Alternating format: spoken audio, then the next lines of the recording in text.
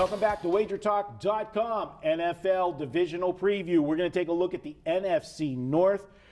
Brian, the Minnesota Vikings last year, they were a virtual ATM. I mean, you just bet Minnesota all season long. You cashed 14 out of 17 bets last year. And if you look at the Vikings, they're the perfect prototype to be able to be a point spread team like that because they weren't the favorite in that division. Of course, Green Bay gets all the love. And they're a team that doesn't make mistakes. They play, ball control. They got a quarterback that doesn't turn the ball over. You've got a running back in Adrian Peterson. And you have what I feel is one of the best defenses in the NFL. And it might be even better this year. That's the formula for success. But it didn't hurt them that 7 of their games last year, the line was pick to -2.5. You're in situations where you just have to win the game, and they were always in those type of close games. This year, though, I don't think they're going to be a 14-3 point spread team because, to use a phrase I use they do in horse racing, now they're going to have to carry extra weight for their success of last year. Yeah, you can find that in college football or college basketball. You rarely see a 14-3 NFL team. It's just so tough to do, so they may not be a moneymaker. But if you go back and look at Seattle, when Seattle wins the Super Bowl, this is a clone of that. They've got the great defense. They're the most expensive offensive line in the NFL. They put a lot of money into that, and they've got the great running game. Problem is, they don't throw the ball downfield enough. And when you've got all that money in your offensive line, and you've got a quarterback that should be able to run, I mean, he doesn't get sacked a lot when he can get rid of the ball, but that's the problem. He has gotten sacked a lot. He should not be in that situation. So he's got to get rid of the ball a little bit faster. But if he does, and he can throw the ball down the field a little bit more consistently to lengthen the field, Minnesota's a team that can put some points on the board. Brian just used the reference to Russell Wilson, and we saw last year in the second half of the season, Seattle struggled at the beginning of the season. They had some problems. Defense had some blow-ups. They had a holdout at the beginning of the year with Cam Chancellor. But once they opened, they kind of took the reins off of Russell Wilson and they started throwing the ball more downfield. It was out of necessity because they had some injuries at running back.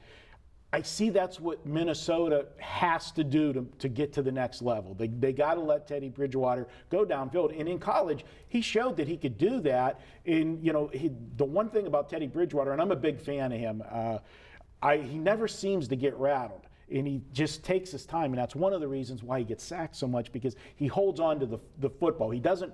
A lot of quarterbacks, it's like they have that mental time clock and they're worried about getting hit and sacked and they're throwing the ball too soon. I'd rather have a quarterback take the sack than an ill-advised throw that ends up in a pick six the other way or turn it over deep in your position. Tony, what do you think about the Vikings? Well, I think they need to throw the ball downfield more. They have a 31-year-old Adrian Peterson now, and if he's not healthy and he's not in the backfield, I think throwing downfield becomes an issue. They're not going to respect the running game, and both of you are absolutely accurate. This team needs to be a little more diversified offensively, I think, and successfully diversified.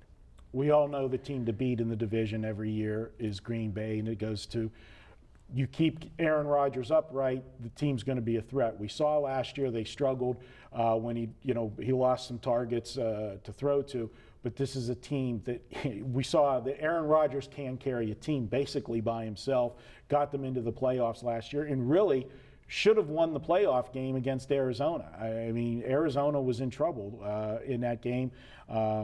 He had a couple miracle throws, keep the drives alive in that game, but Arizona could have very easily lost that game, and it would have been Green Bay moving on in the playoffs. Do you see any way that this team doesn't, win the division, or do you like Minnesota over Green Bay? Well, I like Green Bay because, first off, this whole division gets to play some weak competition outside of the division, and that really helps the two, in my opinion, the two weakest divisions in their non-divisional games. But the Packers have not been installed as an underdog in any game this year. When they're at Minnesota, I believe it's pick 'em. So a lot of things are pointing towards the Packers. They had a lot of injuries on defense last year, and as the season went on, when they started to get healthier, the defense played a lot better. Green Bay, to me, is one of the teams with Seattle and Arizona that I think the three of those are going to battle it out all season long.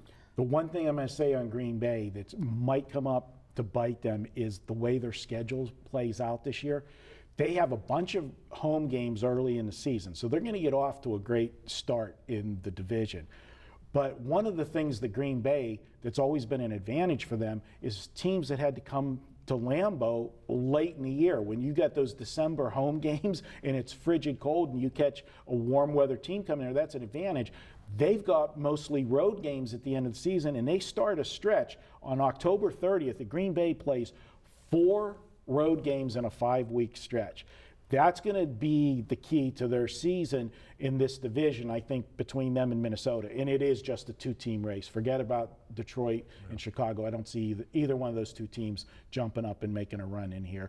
Jay Cutler, I mean, I bought into the Chicago Bears too many times saying this looks like maybe they could, this is a team with value. But Jay Cutler, I don't know. This guy had so much talent in college. He was highly touted when he came out and went to Denver and everything. He just never really has lived up to that. He finally put up some good numbers last year, but his offensive coordinator's gone again and, got a head coaching job this year at Miami. Well, that's what it comes down to. The biggest mystery to me in the NFL is what the Bears are going to do, because last year they ran the football and they played good defense and they didn't put him in the position to win games. And while they only won 6 games, they were competitive. I think they were only blown out maybe once all season long. Now they've got the quarterbacks coach, will be calling the plays. So you would think he'd want to throw the ball. I think that's not what Chicago's going to do. We'll learn a lot in game 1 when they come out for real and see what they try to do. You want to see what they do game 1, because if Chicago is going to be throwing the ball, this is a team that I'm going to be betting the over on a lot, because that defense still isn't that good. Absolutely. All right, guys. Check out Weekend All Access each and every week at Wager Talk. Thursday through Monday, you can get your favorite capper, get all of his plays. That's both baseball, football. You'll have college football, NFL, and baseball. Get all 3 sports, every play they release for just $69. That's each and every week at wagertalk.com. We'll be back with more here at Wager Talk.